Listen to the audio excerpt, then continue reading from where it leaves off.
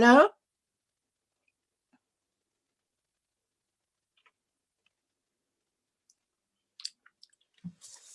Hello, everyone.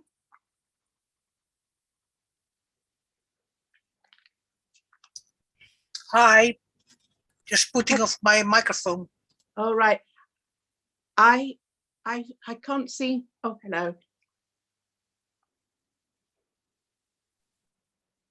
Oh, hello, everyone. My name is Jen Kilyon, and I'm from the ISPS Executive Committee, and I'm a family member. So welcome to the 4th ISPS International webinar, and the first one focused on family members, their experiences and roles, and what we can learn from them. Through listening to our conversations today, I believe that we can all be able to develop a deeper understanding of our experiences and our lives, and what we can do and how we could become more involved, both in ISPS at an international and local level, and in other organisations. So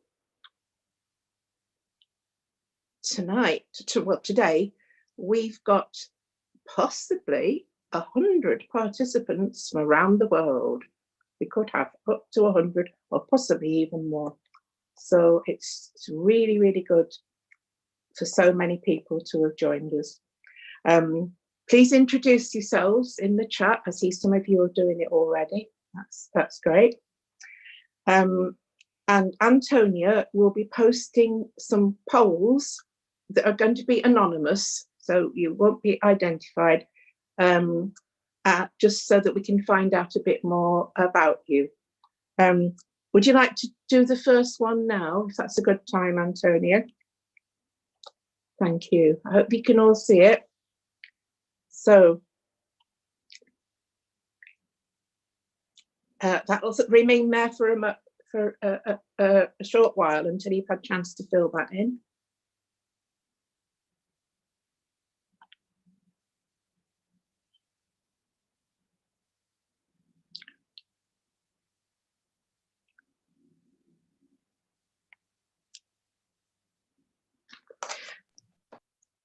So this webinar,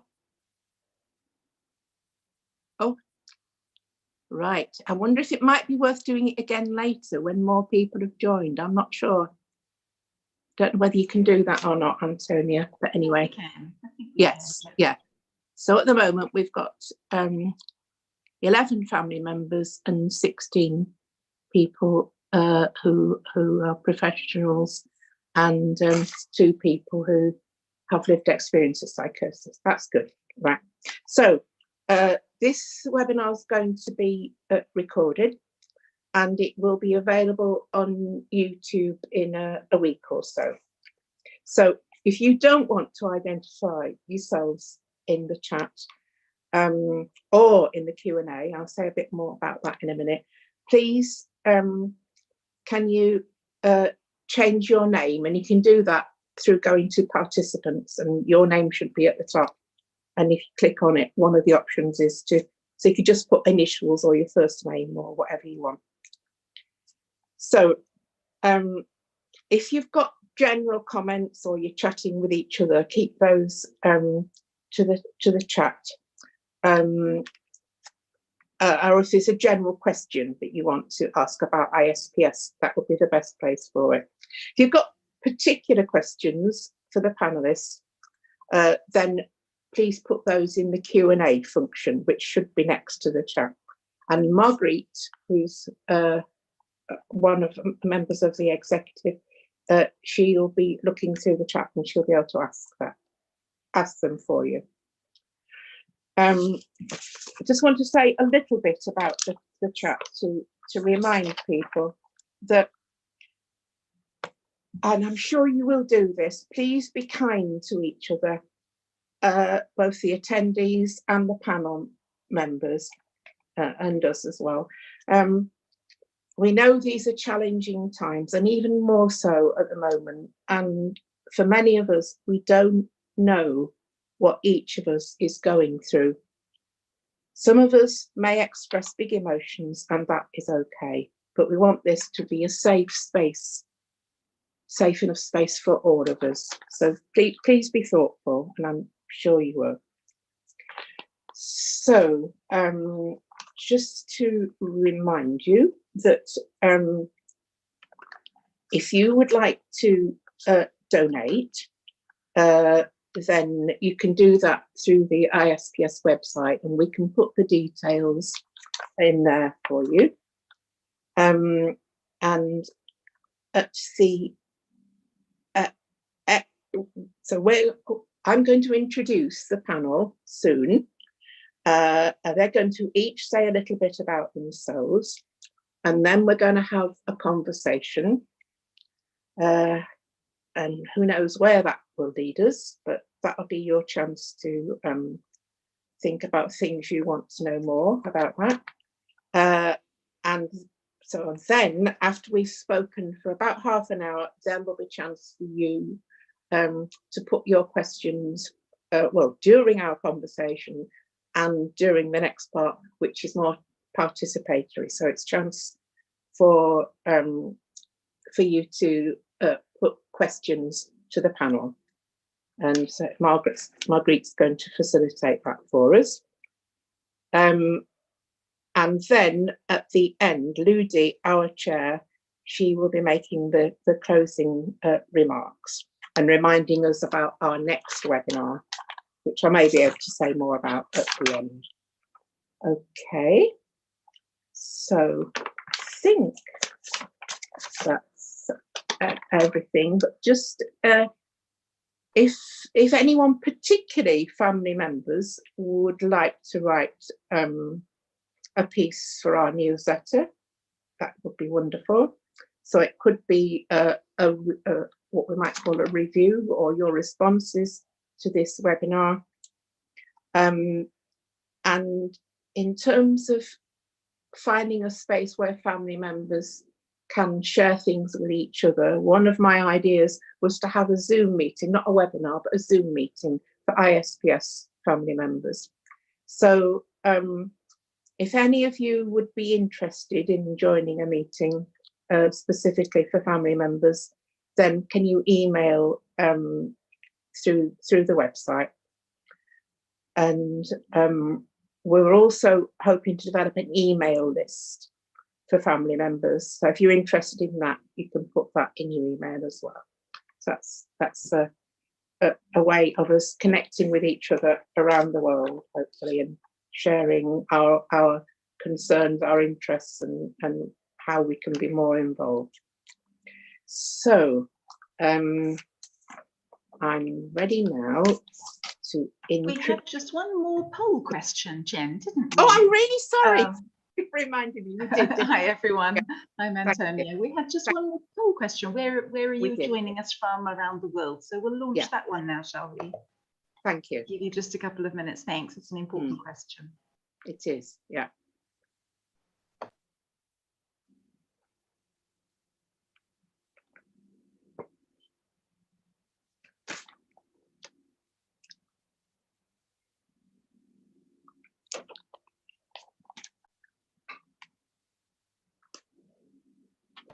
I am indeed in Athens.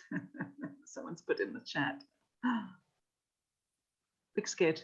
Mostly Europe. Oh.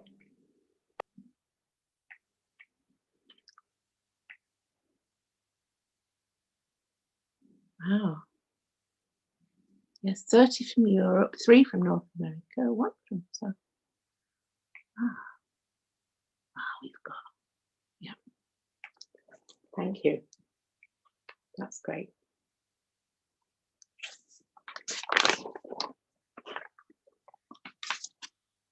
So I'm now going to introduce Tanya, and she's a family member with lived experience. Her son is currently in a locked rehab ward in the UK, where he's been for almost a year now. Tanya is a member of an organisation called Safely Held Spaces and the Soteria Network UK and ISPS. And it's been through sharing experiences and learning from other family members that she's been able to advocate for her son and herself. She's written over the last decade a book entitled Zigzag Boy, Motherhood, Madness and Letting Go. And that's due to be published in February of next year. And she's recently published an article in the Observer, the UK Observer magazine, on the subject of community and self-care in the aftermath of trauma. So, Tanya, if you'd like to speak for about 5 minutes about the things that you think are important to tell us today. Absolutely, yeah. So I'm Tanya Frank, and it's always strange listening to somebody introduce you, all the kind of things that they say. But yes, so I'm a mother. I have 2 sons, and they're now 34 and 32. And it is my youngest son who has had experience of psychosis. We lived in the UK up until 2002, when my sons were 12 and 13, and then we emigrated to the USA. And just a few years later, was around the time my son was around 19, he had a full scholarship to UCLA, and I thought that, you know, like most mothers, like all mothers do, that, you know, my son had a very big future ahead of him, and really could kind of like just go in many different directions. So it felt like a shock at the time, and it was very hard to navigate because in America, the mental health system, at least the biomedical system, is really, you know, quite criminalized. My son was often taken away in handcuffs, and, you know, police would come flashing lights. And so there was a lot of trauma for all of us. And I kind of just reached out to just, you know, just what generally every person or most people are expected to reach out to. And my son did end up on the psych ward and then recycled through the hospital many, many times. In 2017, I came back to the UK because I felt like maybe the system might be kinder here, and that I would have more community and family here. And indeed, that is the case. And I'd like to talk about that during the webinar, and how important that is, and also what it means to have participated in open dialogue and the Soteria Network UK and ISPS and Safely Held Spaces, because I think those things, along with my writing, are really what saves me every day, every year. It's been a very, very long journey, and I think that, yeah, I'd really like to discuss some of that. Yeah. Thank you. Thank you very much, Tanya. That's a really lovely introduction. Well, lovely. Yeah, it's honest, and that's important. Yeah. So, Cindi, can you hear me, Cindi? Yes, I can hear you. Brilliant. Right. So I'm just going to introduce you. Yeah. So Cindi is the mother of Siddhartha, who's 44, and she's passionate about advocating for community transformation, and that includes transformation of herself. I'm going to say something that she didn't put in her bio, but I think it's important. She was a co-founder of the groundbreaking International Peer Respite and Soteria Summit that was launched last year. And if it hadn't been for Cindi, I'm not sure that would have taken place. I know some of you will have joined that, and it's still possible that's continuing now, and I think it's been really important for many people. And I know she's also been training in open dialogue, so she probably likes to sometimes hide her light under a bushel.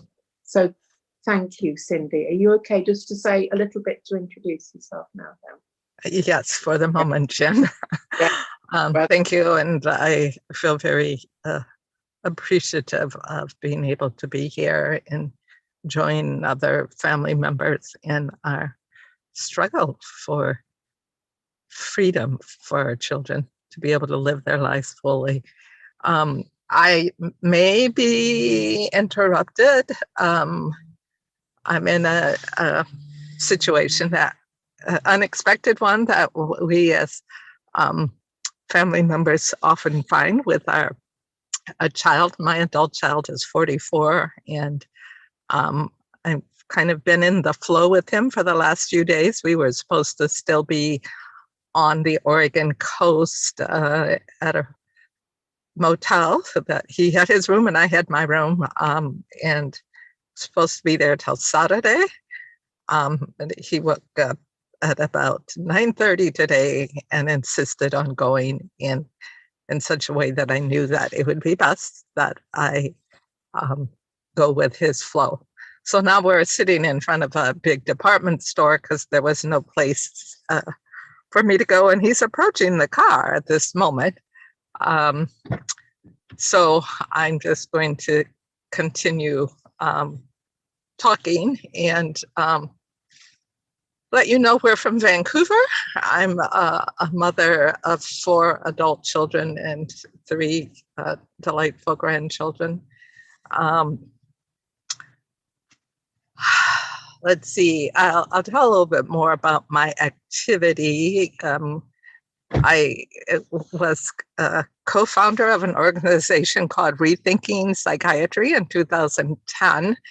And that was a group of mothers and allies who had found ourselves when we realized some of the harm that had been happening in the mental health system. And in particular, the mothers that I was working with, we found ourselves shut up, shut down, and shut out of the system when we dared challenge and pointed out what we thought was harm being done. And then it was Rethinking Psychiatry that one of our founders, Grace Sylvia, found Voice Hendricks, who was the director of the Soteria House, the original Soteria House, which you can find on the website of the International Summit for Soteria and Peer Respites. And so in contacting him, he's 80, but still very alive, alert, and wise. We were able to gather folks from around the world, including Jen, who were interested in transforming our communities and ways of healing. So my oldest, I call him her son, daughter. He was my son for 35 years. And then about 7, 8 years ago, she determined that her identity was a girl. And so I do know that she does want to be referred to as she and her, and I'm trying to honor that. Recently, I've just really moved into that, and she's approaching the car again. But also, there's not a lot of discussion about whether she should be called my daughter or referred to as trans. So I am kind of left in limbo land, not knowing exactly how to address her with others. She too was, at age 12, she took in America what we call the Scholastic Aptitude Test, which is what college-bound high school seniors have to take usually to enter into college. And she scored in the top 25% of college-bound high school seniors and then experienced a lot of trauma, a lot of racism, a lot of conformity trauma, because she was not one to conform. And at age 17, she was given an experimental drug at that time by a psychiatrist that only had met her for 20 minutes. And that was a maximum dose of an experimental drug that caused her to enter into the mental health system and has recycled in and out way too many times, and in the community, in and out of jail, in the criminal justice system, for things that were caused often by the psychiatric drugs. So I think I will leave it at that. I am in my second year of open dialogue training and other things that I'm doing to transform me in my community now. But again, I can address that later.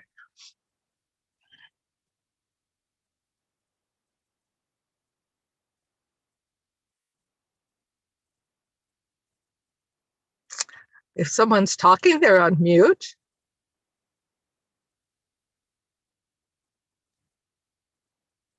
Yes, you're on mute, Jen. Yeah. Just to say a big thank you for joining us today. I know it's not been at all easy. We really do appreciate it. But I think if our participants today don't understand that we often have very difficult times in our lives and unexpected things can happen, and if people don't understand that, then they've got a bit more learning to do, haven't they, Cindi? Thank you so much for joining us today, and I hope you'll be able to stay with us. Okay, so I'm going to introduce Leigh now. So, are you there, Leigh? Thank you. So, Leigh Murray is a well-known family. Now, you tell me if I'm saying this rightly. Whānau. Am I saying that right? Nearly. Whānau. Whānau, which is Maori for family. Leader in New Zealand, in the New Zealand mental health and addiction sector. She's brought a family perspective to Isps New Zealand, National Executive since 2010. As a family advisor for Auckland DHB, which I'm guessing means District Health Board, is that right? I'm just guessing, right? And that's also in Maori, and I might not be saying this right, Te Tuka Tumar, mental health services, and she's contributed to better outcomes for Whānau and people with mental health and addiction needs at a local, regional and national level, and I would say now at an international level.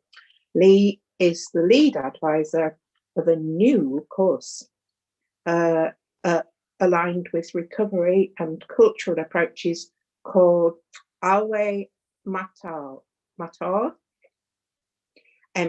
empowering Whānau when someone experiences psychosis. So apologies if I've not read that as well as I could have done. Oh, you read it wonderfully, Jen. Thank you very much. And I know how important that is in New Zealand, and you might say more about it. So over to you now, and Leigh's got a PowerPoint presentation for us. So just to say, I'm going to introduce myself in Te Reo Māori with an English translation. Tēnā koutou, tēnā katoa, ko Port Hills te moonga, ko Avon te awa, no Tamaki Makaurau aho, ko Faye Gibson toku whaia, ko no Mana Gibson toku matua, ko Leigh Murray taku ingoa. And translating what I said, just greetings to all. My mountain is the Port Hills of Christchurch in the South Island where I grew up.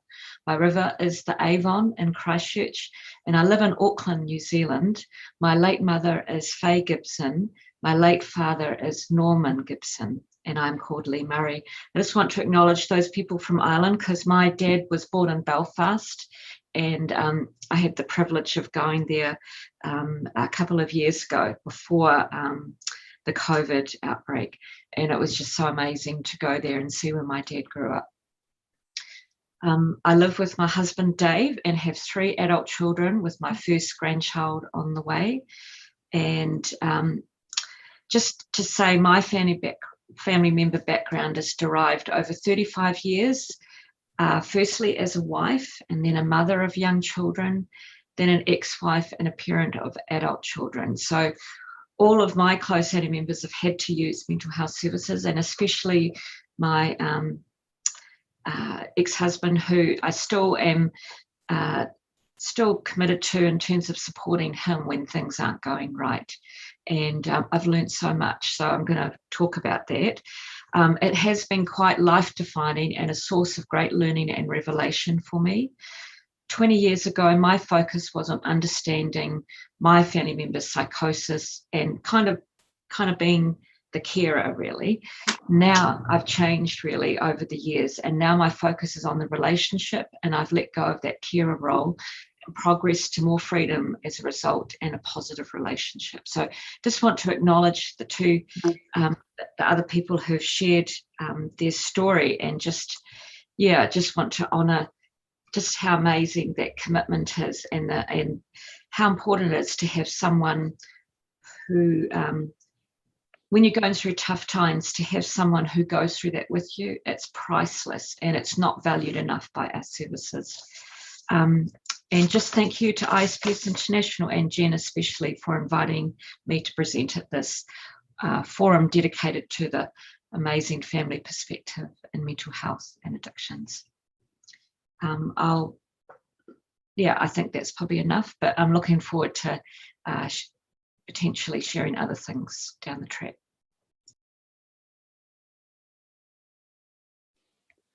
Oh, so Jen, is it handing back to you now, is it? Thank you. Yes, so perhaps you'll be able to show your slides later, yes? Yes, I will, as part of answering some of the questions. Great, thank you. Right, so can we see Tanya and Cindi now, please? All right. So much experience there, so much wealth of understanding. And just hoping that you're still, glad you're still with us, Cindi. Thank you so much. So I was just thinking about what happens when it can feel like we're in a treadmill or a maelstrom or a pit of despair, and sometimes things can go on for a long time, and it's hard to know sometimes what we've learned along the way. So what my first thought was, don't know what you think about this, but I was just wondering, what do you know now that you wish that you'd known at the start of your family's involvement in mental health services? Not a straightforward question, there's no easy answers, but anyone like to start there? I would like to start, because right now I think I could maybe finish my conversation. First of all, I just want to say that that now moment continues to move forward. I just finished reading Dr. Daniel Fisher's book, Heartbeats of Hope, and I learned I don't know if I learned more, but I actually got the confirmation and the deeper understanding of what I came to know. So that now moment continues to open up new learnings. And I will say, for me, the deepest piece of it is to understand that unless it's something that's caused by perhaps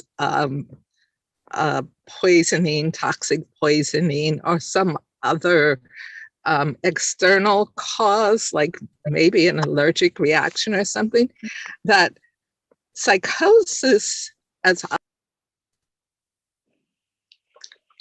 you mute, Cindi.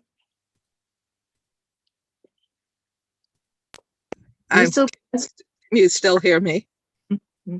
Yeah, unfortunately, I'm on my phone, and I'm going to try and silence calls. I didn't think about that at the last minute. But psychosis is like a fever, that it's a sign that something is askew.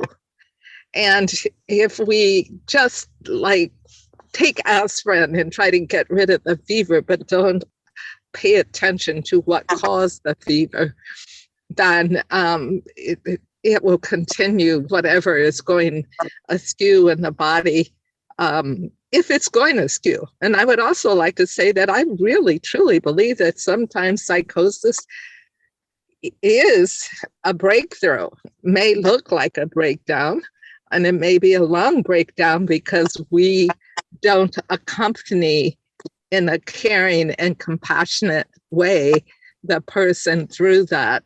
Our society has heavily programmed us that anything that doesn't look like what we have declared as the normal block, we've been programmed to give that person away to the powers to be to fix them.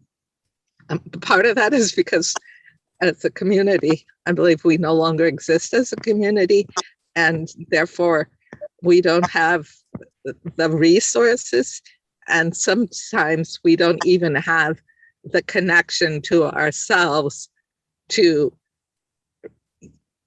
reach our humanity and reach out and share it, and help others when they are in this struggle, whether it's a breakdown or a breakthrough. So that just seeing that expression in a totally different light has been critical for me. I'm going to sign off, not sign off, but take off the microphone. And okay.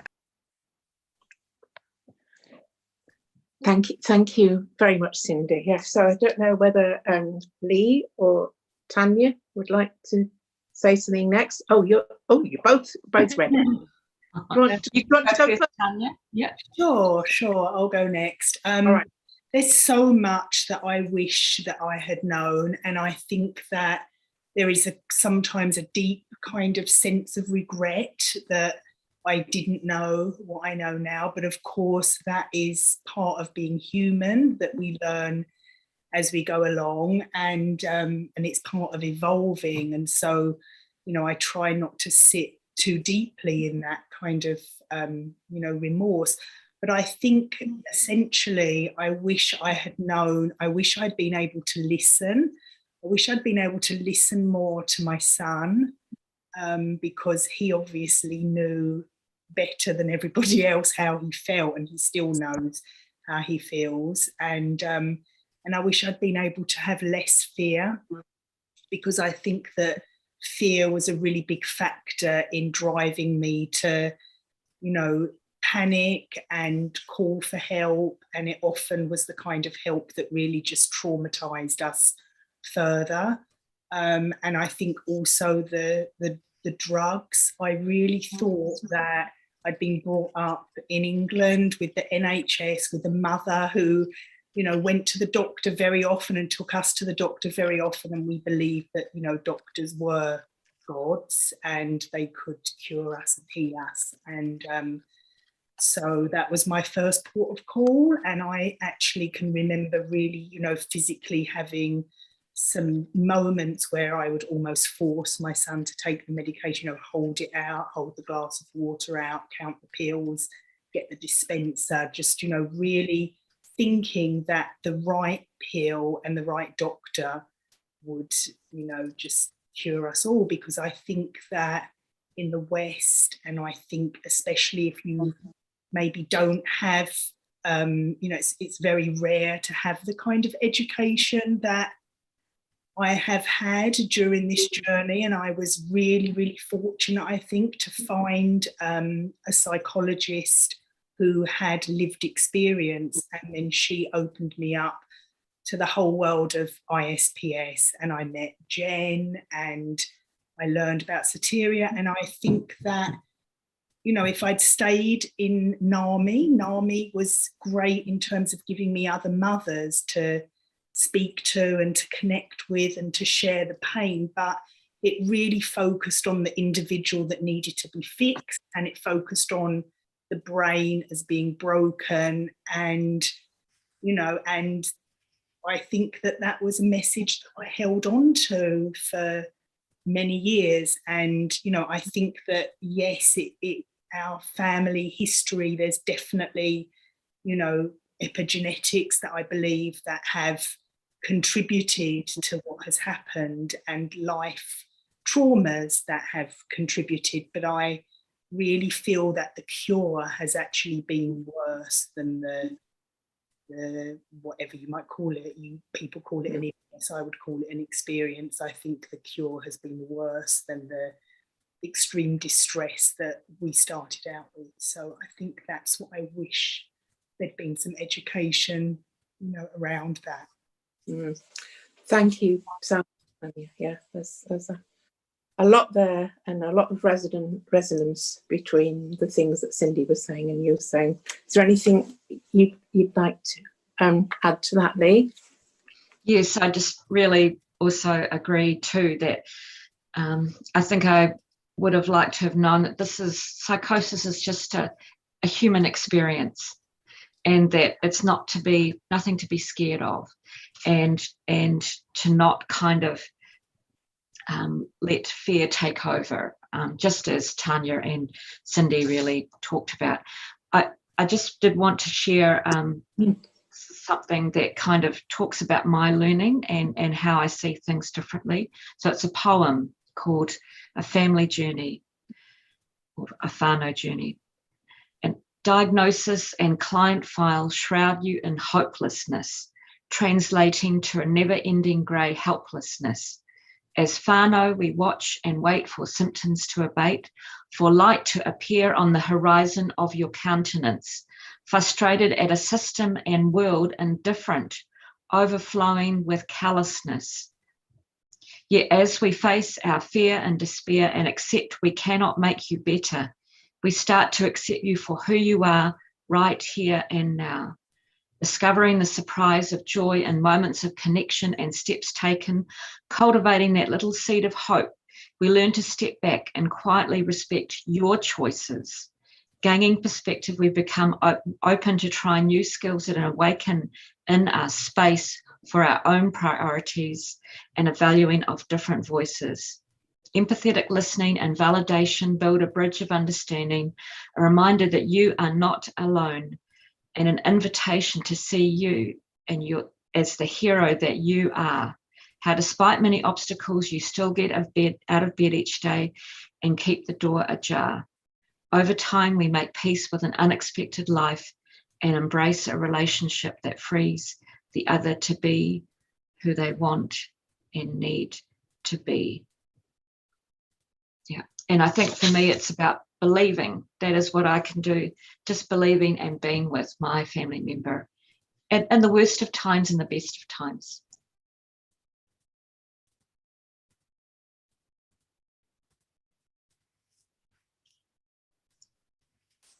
Oh, Jen, can't hear you. Sorry, you've got your... Yeah. So that was wonderful, Leigh. Thank you. Did you write that poem? Yeah, thank you. Might be something, has it been published anywhere? It's something that I did share with Australia when I presented to a themes conference recently. But yeah, happy to. I think us family members have got so much wisdom and knowledge to share. Yeah. Thank you. Well, it might be something that we could perhaps put in the newsletter. Think about it. Yeah, I think everybody could learn a lot from that. I'm wondering if now would be a good time to show your slides. I just wouldn't want to run out of time because I don't know quite where the conversation is going to go next. Is that okay? Sure. Okay with you, Yep. Anthony?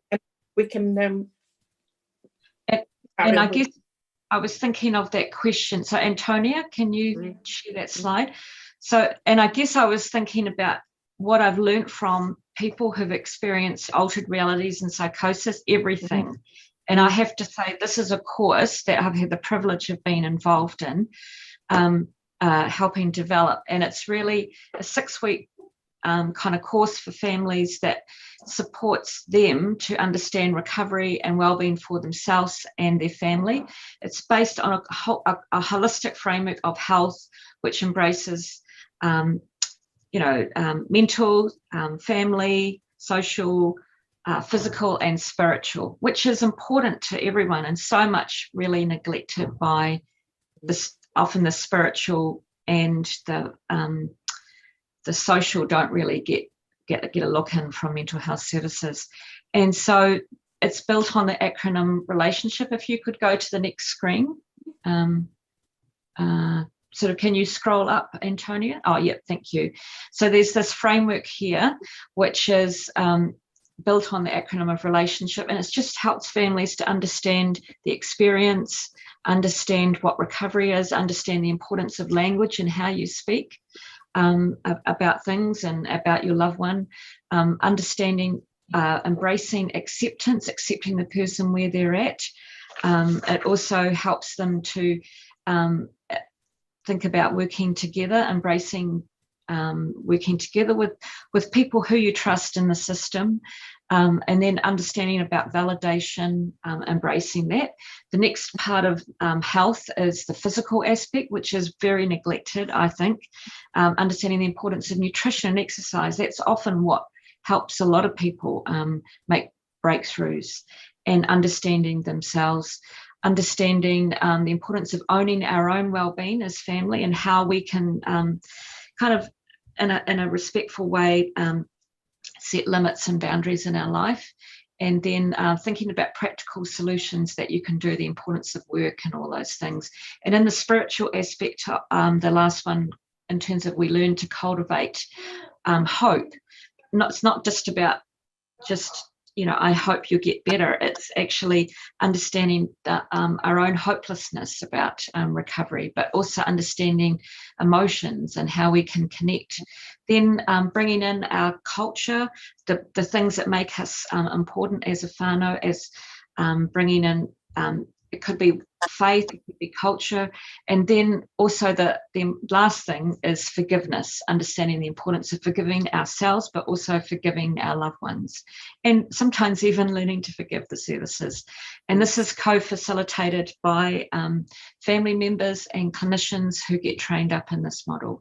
But it is very much based on what the person wants, and it's really respecting their autonomy, and it's all based around the lived experience wisdom. It's something that is such a wonderful privilege to teach and see families benefit from.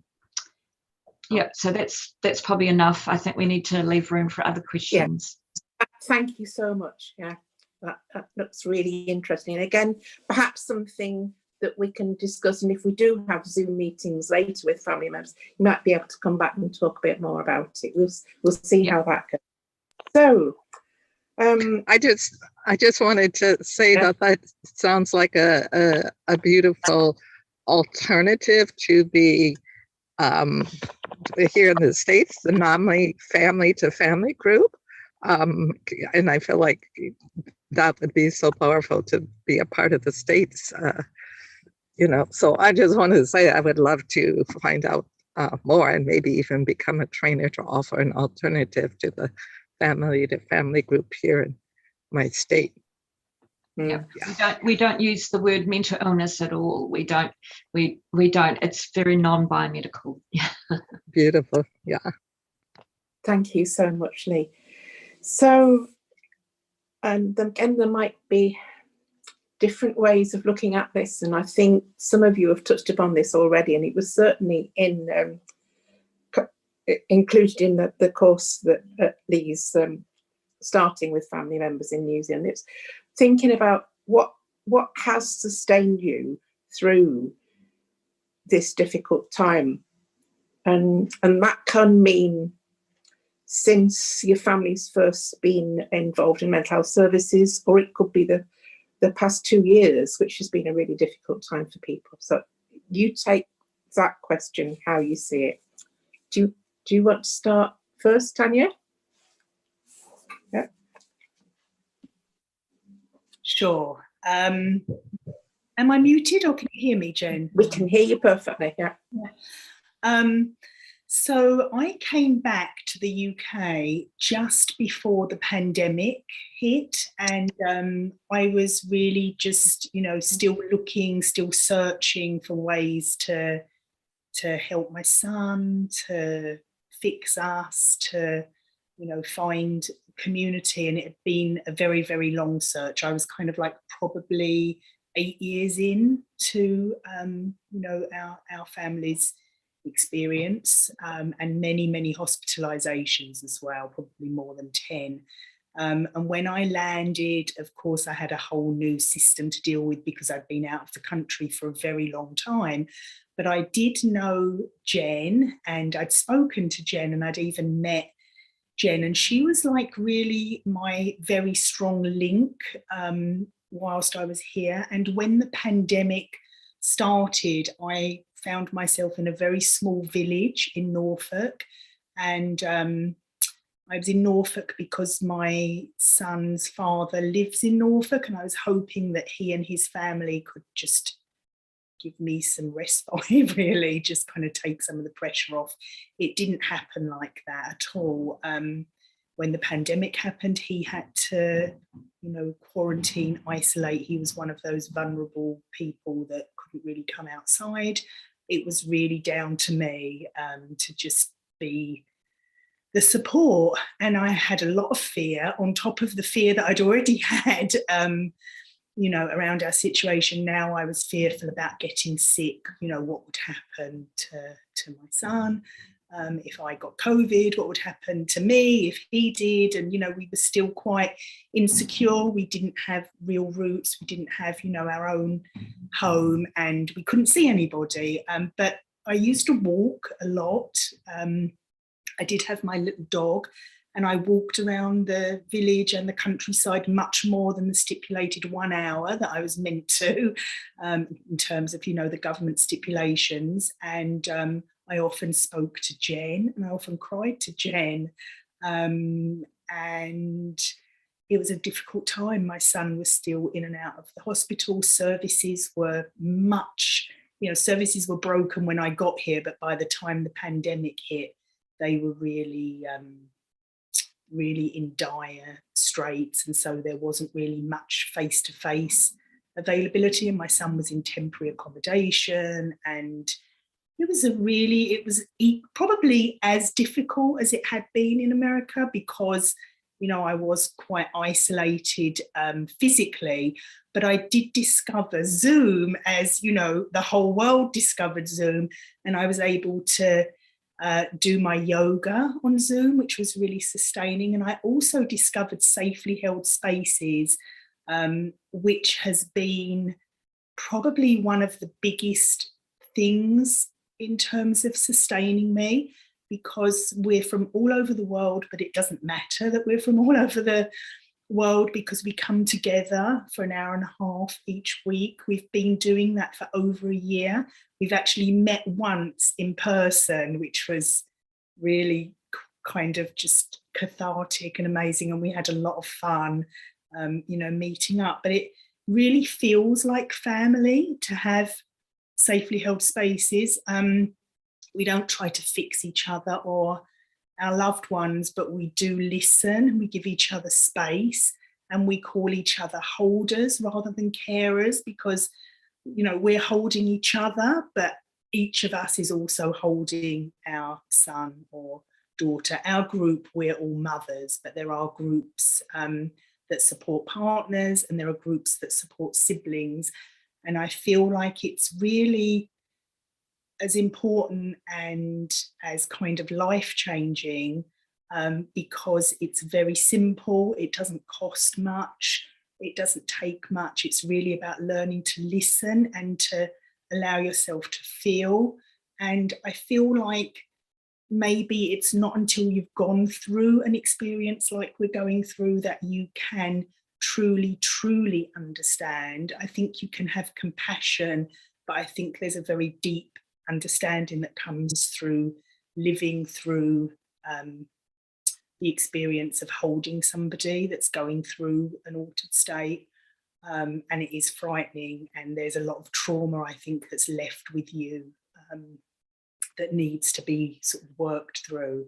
And also open dialogue, which maybe I'll let somebody else talk a little bit about that, but that's been really fundamental. And just knowing that Soteria, we have a London group, and we're working towards hopefully being able to do some research to show some qualitative kind of evidence-based research, so that we can then look towards getting funding for our very own London-based Soteria House. So all of these things give me such a lot of hope.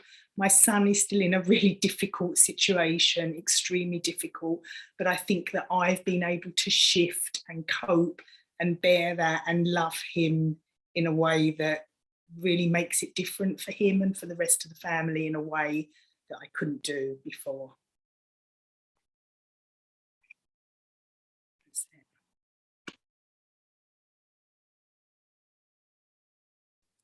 Jen, your microphone.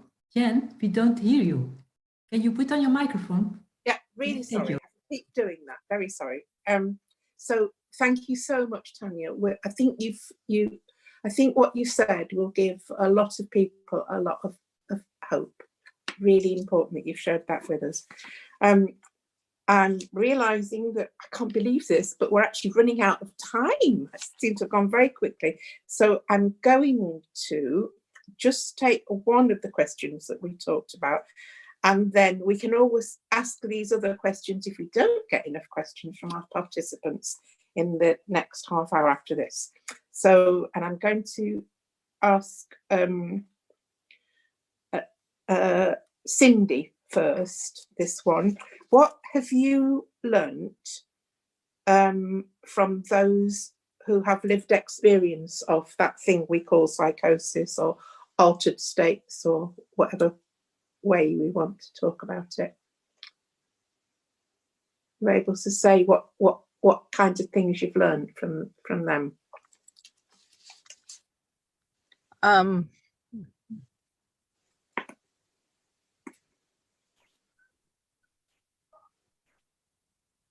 think to me, what I've learned from my son has it's tied in to the last question as well. And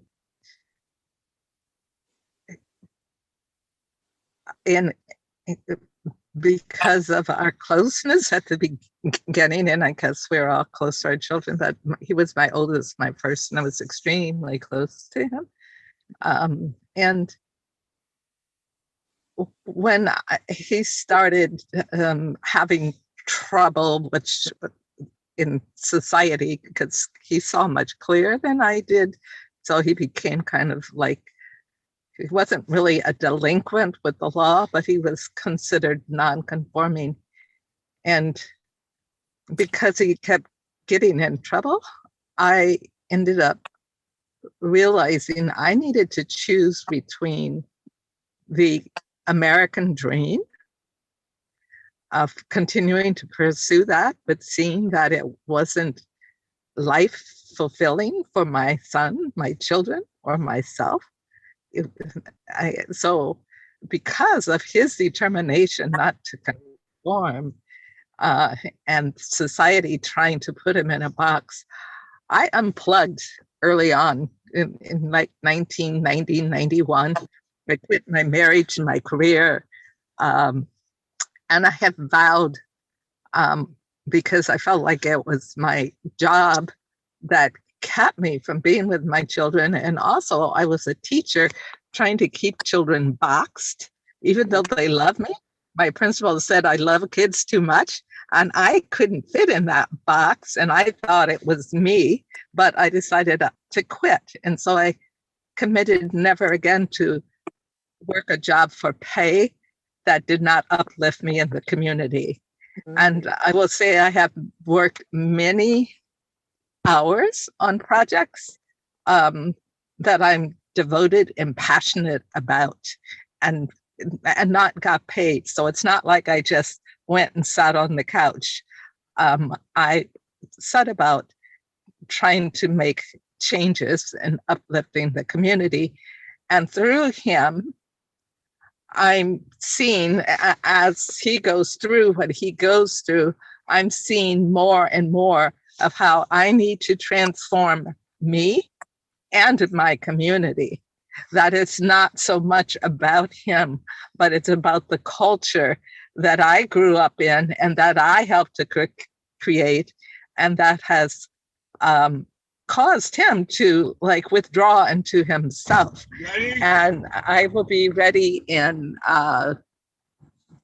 15 minutes now.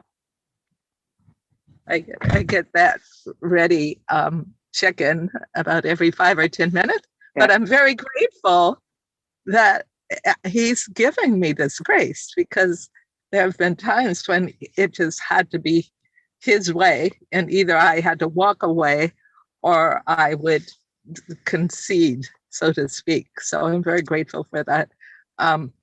So I just want to say that his gift has been his unwillingness. Even now, he's teaching me to, what he has on is very difficult for me to embrace. And yet I look at women wearing men's clothes. I mean, you can't even tell as far as women and how we dress. It's not a male thing, it's a female thing. But how a born male man dresses, there's a lot of judgment, and I'm working through that big time. So the gifts are his willingness to survive in a culture that wants to crush him, because he's not willing to conform to those things that don't uplift the humanity in each and every one of us. And he's been like that since a small child. Sounds like you've learned an awful lot from what could have been a very difficult, well, I'm sure it at times is still a difficult situation. I'm going to stop this conversation for the moment, because we're probably quite a few minutes after the time we were supposed to be including questions from our participants. So I'm just going to check with Marguerite to see if there are any questions. Yes, there are. Oh, that's good. I could only see one before, right? Yeah. So, and then we can always go back to some of these other questions if there aren't more questions from the floor. Thank you, Marguerite. Yeah. Well, there are a lot of intelligence questions. Oh. Yeah. I start with the most difficult one. Mm-hmm. It says, would you say family members are co-creators of the experience of being mentally ill in terms of the influence and shared beliefs of what is mental health? So, you understand it? Or must I repeat it? Just say it again. I'm not sure I've quite got it. Yeah? Would you say family members are co-creators of the experience of being mentally ill in terms of the influence of shared beliefs of what is mental health? That's a deep one. It is, yeah. I think we need to unpick that a bit first. So are we co-creators of mental illness by the way we think of what mental illness is? Is that what the question is? No. Would you say there are co-creators of the experience? As I understand it, is that you have some shared beliefs about what mental health is, that you co-create psychosis, but that's the way I understand it. But maybe the person who asked the question can make it more clear. I don't know, Antonio, whether we're able to. Yeah, maybe it's I don't want to answer it, but I would like to just say what I think I hear them saying. Right, well, please do, Cindi. Yes, because I'm not sure what it means. Yeah, what I think I hear them saying is that do we feel that family members with our concept of mental health as we have been programmed, could that not have actually helped to contribute to the quote mental illness of our loved ones? I think that's what they're asking. Yeah, and maybe Antonia, is it possible to yeah, who was give it the that asked person question? Yeah, can we? You can see the Q&A. Yeah, can see if the answered section. It's about. Joran. It's the. Would you like to speak, Joran, and ask your question? I've given you the opportunity to turn the microphone on.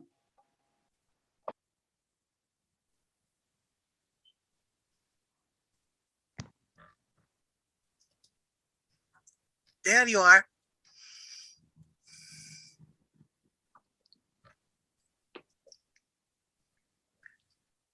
Maybe you have to unmute. Oh, they say they don't want. They don't want. They to, don't want to speak. So that's fine. Okay. Well, right. Well, I would say it's possible we've all got some shared responsibility. It's hard to know, isn't it? I sometimes, if I'm talking with a group of people working in mental health services, I might start off with saying questions like, do you believe that you could have had any impact on your offspring's emotional and social well-being? And usually, if they're parents, or if they're not parents, they don't, but if they're parents, most hands will go up.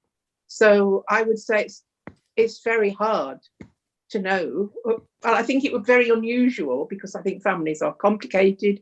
Families do influence each other, and parents do. So if we haven't had any influence, then I think that would be unusual. But I think it'd be very hard to know whether our views on mental health have influenced whether that person is going to experience psychosis or not. But we might not fully understand the question. Anyone else got a comment to make on that?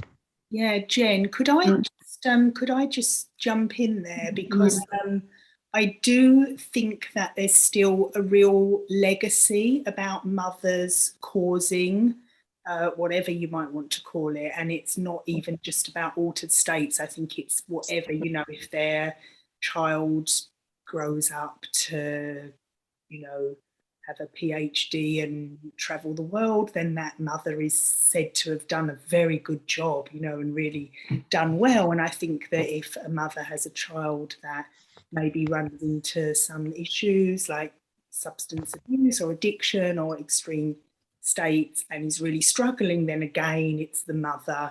And I think that, when we look back to the 1960s and the 70s, there were psychiatrists that actually had theories, and I think the schizophrenogenic mother was deemed, it was believed that there was such a thing as a schizophrenogenic mother that caused schizophrenia by being, I think it was like too domineering in some instances and too cold in others. And I think that there's still this legacy, and I believe that when people are trained in the biomedical model, they do look at the family, and there is this notion of the toxic family, and I think that they do often tick boxes, and when things don't go very well, I think the mother in particular is looked at, and I think that's why often we're not listened to as we should be, or if a visit doesn't go particularly well, it's our fault, or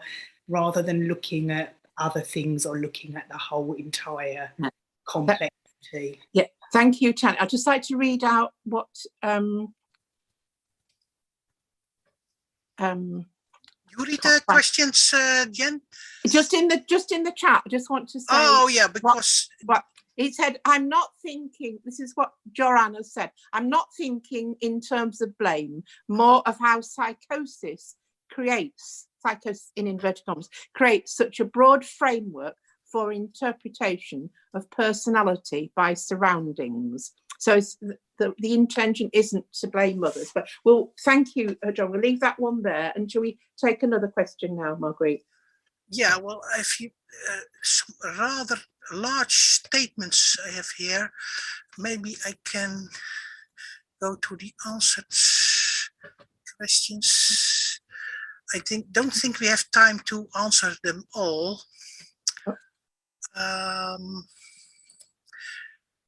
There are some questions about changing of culture. Do you think that can promote psychosis? So for instance, go from Europe to the United States. If a family changes culture. Yeah. That might have been directed at Tanya, but I think Leigh's got something. Did you want to say something, Leigh?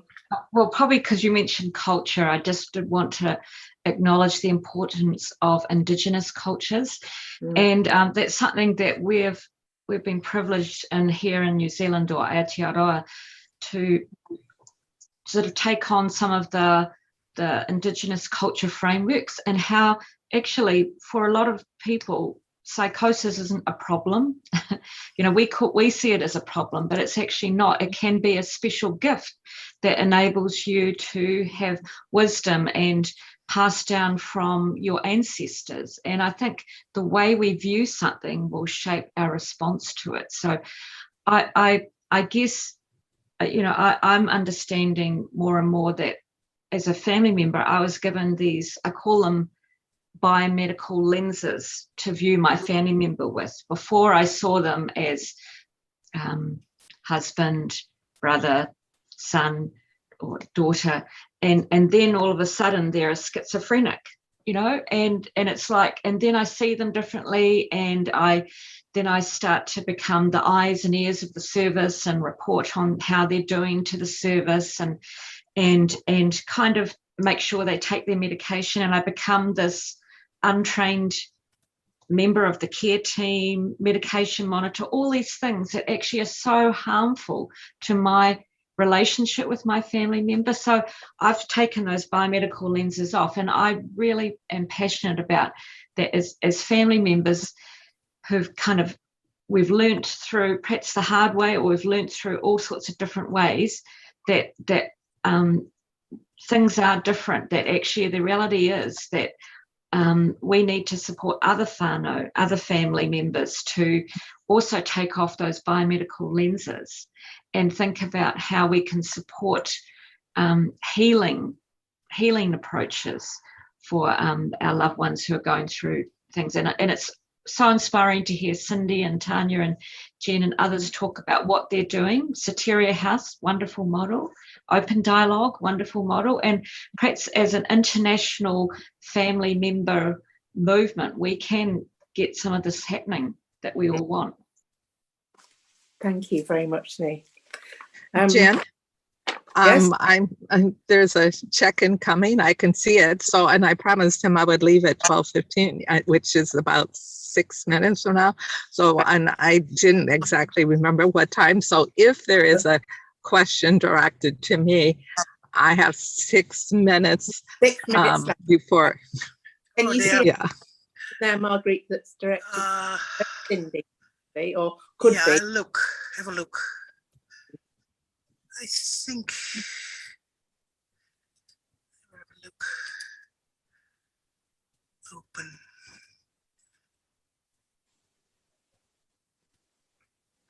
I don't see if not, one. Could I just make a closing remark? Yeah, please do. So, yeah, I just want to say that my latest lesson My son, I recently was able to extract from the system on October 13th of 2021. And with all of my new awareness, I am finding a very, very difficult time in finding or co-creating a community of folks that can support the re-emergence of our loved ones, which, as I read Daniel's book, A Heartbeat of Hope, that our children have, and this isn't for everyone, but this is a belief that I feel it kind of runs deep in the psychosis. They have retreated because we have refused to see them and recognize and welcome them as they are. And so in that retreat, they've been traumatized even more through the treatment and things. And so there is going to be, I believe, as we stumble, there's going to be perhaps violence that's projected at us because of we're still in that learning stage of how not to violate the humanity of that person, or maybe they misinterpret what we say. So I'm on an experiment to find that community, and because I've been, my son has 3 minutes. Three minutes. 3 minutes. Yeah. Okay. Thank you. I have to move out of my apartment because of the behaviors that the community doesn't like. And some of that was aggressive, verbally aggressive. And I don't think I'm going to get into another apartment. And so I've taken on this idea of an adventure. I'm going to go to the communities of people that have been forced to the street. And not all of them are, quote, as people like to think, mentally ill or lazy or whatever. The folks on the street are very much have a diversity like folks in houses. And I'm hoping to find folks that still are in touch with their humanity and have a passion in life. And hopefully there'll be things that I can offer that I've learned, and that we form this community. And in that, people like my son, there'll be a safe place for them to emerge, despite behaviors that may express as violence, or like he's still forced to get shots every 2 weeks. And it's horrible, you know, standing there. And I can't imagine what it's like to him to have to allow himself to be shot up every 2 weeks. It's court ordered. He has to do it for a year. And I'm sure it's very dehumanizing. But I don't dare, even if it weren't court ordered, I know I am not enough to accompany him in the withdrawal of the drugs. It's not safe for him or for me. And in our community, he could very easily end up back in the criminal justice system. So I have a website called regroundinglove.com. It needs to be updated from when I last got him out in October. I haven't updated it.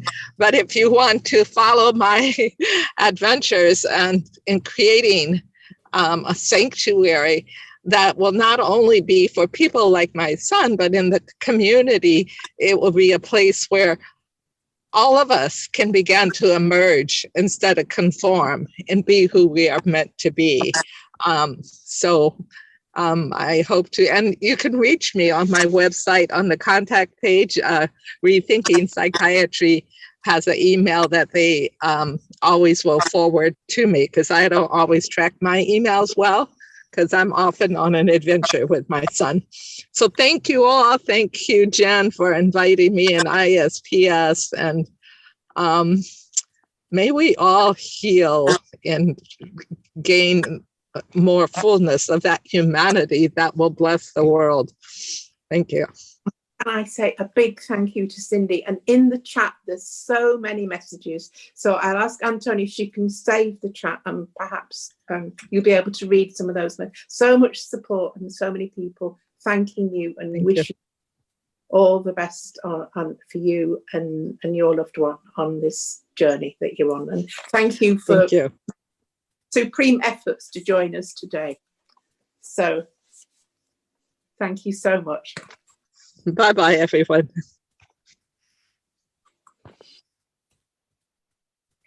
So, yeah, there are a lot of questions. So I have some, and we have 5 minutes, I think. Got 5 minutes left. Yeah. Oh, I have to choose. There is a long one. You can't have less fear until you are trained to deal with the unknown. Family members have no idea what is going on or how to deal with it, and therefore they reach for the only help that seems to out there, the biomedical model. What we need is a community-based training support model from day one. I'm unsure at what point open dialogue interfered with someone who is suffering from mental health difficulties, but it needs to be immediate. Intervention within the family home setting. We need to be taught how to react to seeing someone standing with their trousers around their ankles and pointing to little green men from Mars. We need someone to be there to calm the situation, to understand the person, to teach the family what to do in these situations. We also need to bring in all the members of the person's network if they would agree from day one. So that's the person trying to deal with the further on is not left on their own. This support also brings different viewpoints when trying to understand what is happening. I started a successful service for carriers, support systems, neighbors that sought to help families live with those immediate difficulties. Once the psychiatric system has been triggered, then we supporters do not have many options to intervene in different ways. So it's more a statement than a question.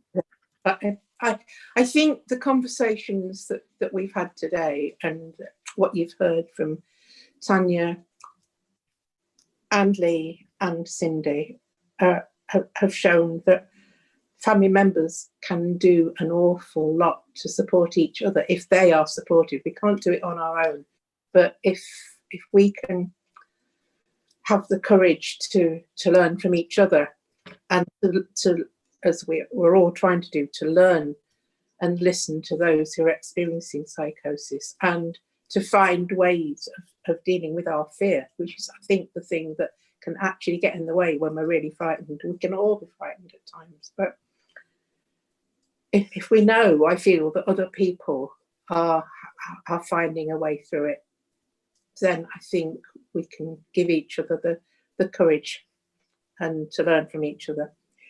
So it's... Shall I ask one small question, because I think it's an important one? Okay, yes. Someone asked, because we all talk about mothers, but where are the fathers? Yeah. Well, one of the answers to that question is, and Aludi is going to talk about it in a minute or so. Well, she's going to mention it. As you knew from the information you got about this webinar, this is one of two, and in the next webinar on the 7th of April, there will be at least one male family member speaking. And I know a few, not enough, but there are some good ones around. Yeah. So, but it's some of them might be in the chat now, but there aren't enough. And I don't know what Leigh or Tanya would think about that. I just want to say that I've met many fathers, and I think one of the things that a lot of perhaps it's just the male psyche who they don't tend to like to go to support groups and kind of chat, just about do general chat and kind of sharing emotionally, but they've been very interested in coming along to skill-based education. So many come along to Awe Mato and do that, and they get the skills and knowledge, and they kind of take it on. They're really good at taking it on board, and they've become trainers in the model. So, which is exciting. But I think there is that mindset, you know, they want to kind of have some skills and education and purposeful kind of coming together. Right. Well, I think we could carry on with this all night long. There's so much to discuss and so many questions unheard yet. But I'm hoping that we can start some Zoom meetings for family members. So if Tanya and Leigh would be happy to join us sometime in the future, we can begin to create that international movement of family members that the Isps, I'm sure, will do their best to support. So before I pass on to Ludi, I'd just like to thank all of you for joining us. To remind you, if anyone wants to write anything about this webinar we've had today, that they could email it to Antonia. And if you'd like to be part of possible regular Zoom meetings in the future, please let Antonia know. And I haven't had a chance to look at all the comments in the chat, but there looks to be some really interesting ones popping up. Antonia's putting her email address in the chat now for those of you. And big thank you to Marguerite for trying to interpret some of those very complicated, thoughtful questions, and to Pat, who's been working on keeping the chat going and responding to people, and to Antonia. And is it about time to hand on to Ludi now? Thank you so much. And to the panelists, of course. Thank you, Jen. When I listened to this webinar tonight, feelings of gratitude appeared into my mind. Gratitude first and foremost to you, Jen, who took the initiative to organize this meeting. You know, in the recent years, the need to involve families in the treatment of people with psychosis has been increasingly emphasized in our organization. But it is since Jen's arrival in the EC that families have been given the full place they deserve. Jen succeeded in bringing together people from 3 different continents in the world to tell their own personal stories for today. And she prepared it with much dedication and concern. I'm also very grateful to Cindi Fisher, especially because she came in such a difficult circumstances, but also to Tanya Frank and Leigh Murray. Despite the fragility of the suffering of a family member, you have shown us, each in your own way, an immense strength, and you can be proud of it. I was moved by your talks and learned a lot today. I cannot give a summary because it was so much. But you all demonstrated that ISPS needs to continue to have a dialogue between professionals, people with lived experiences, and family members. It is not a coincidence, I think, that the open dialogue model is embraced more than ever by ISPS. We are convinced that every voice must be listened to equally. It was so fine to see today that this webinar had so many attendees and that you participated with so much attention and also with a vivid enthusiasm and in a very active way on the chats and the Q&A. So it's a great pleasure for me to invite you to a second webinar, which will be held on Thursday, the 7th of April, with the title, What Can We Learn from Each Other? At that time, a family member, someone with their own experience of psychosis, and a professional will enter into dialogue with each other. But we are also very curious what your opinion is about the topic for a following webinar. Antonia, can you show us the last poll for the possibilities for a next webinar?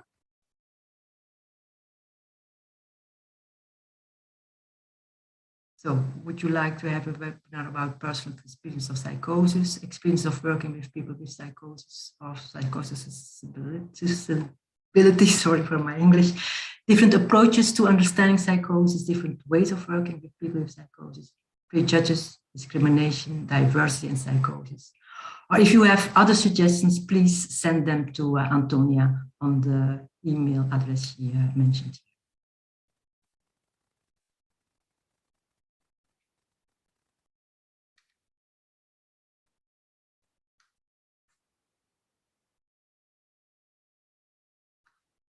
I see here the results. There is a request of people with personal experience of psychosis or as a topic. Also working with people, yeah. Different ways of working with, yeah. Yeah. Also other, please send them and we are very curious to hear it. So thank you. I hope you have noticed that ISPS takes dialogue with the family very much to heart. ISPS is not a wealthy organization and continues to exist thanks to the efforts of many volunteers all over the world.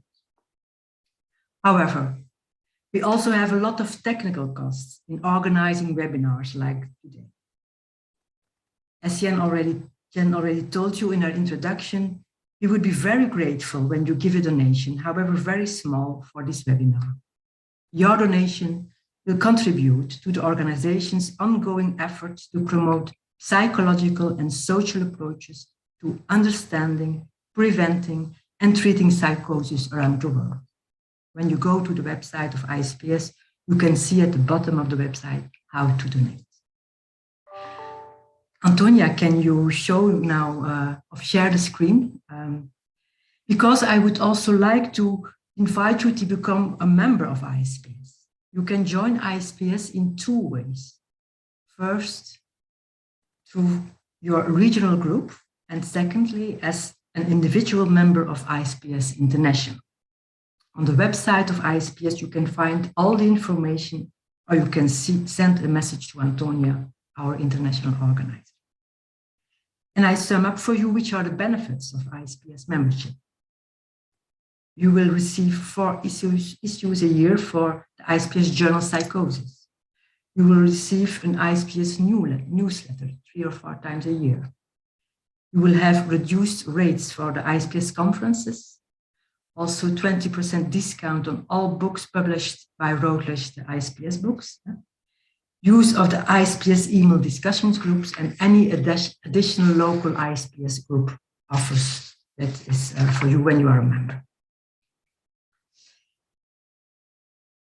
You can stop sharing now, Antonia, because you know that we are in war now here in the world, and it's a terrible war. And with the EC of ISPS, we wrote a statement that you will also can read in a few days on our website also. And I wanted to read for you the statement of the EC regarding the war. In our thoughts, we are close to all the people who are now suffering greatly from the horror of the bizarre war in Ukraine. We have great respect for the bravery with which they are defending themselves. And we also admire the hospitality and generosity of the neighboring countries. But of course, ISPS cannot remain indifferent. In the spirit of ISPS, we oppose repression and condemn the violent action of any despotic leader. The humanitarian tragedy is on everyone's mind. We realize that this war will have a disastrous impact on the mental health of many people.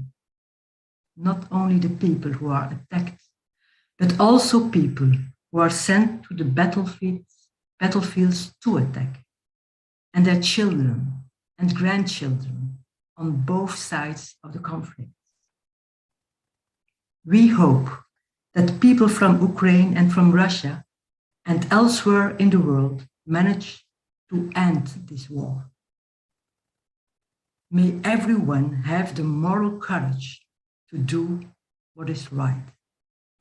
It is a statement of Isps. But I want to finish with a positive message also. And Antonio, can you share again? Because I want to invite you to our next conference in Perugia. And on this slide, you can see all the information. I hope to see you all in real life in Perugia, if possible. Thank you very much for being with us, and see you again. Bye.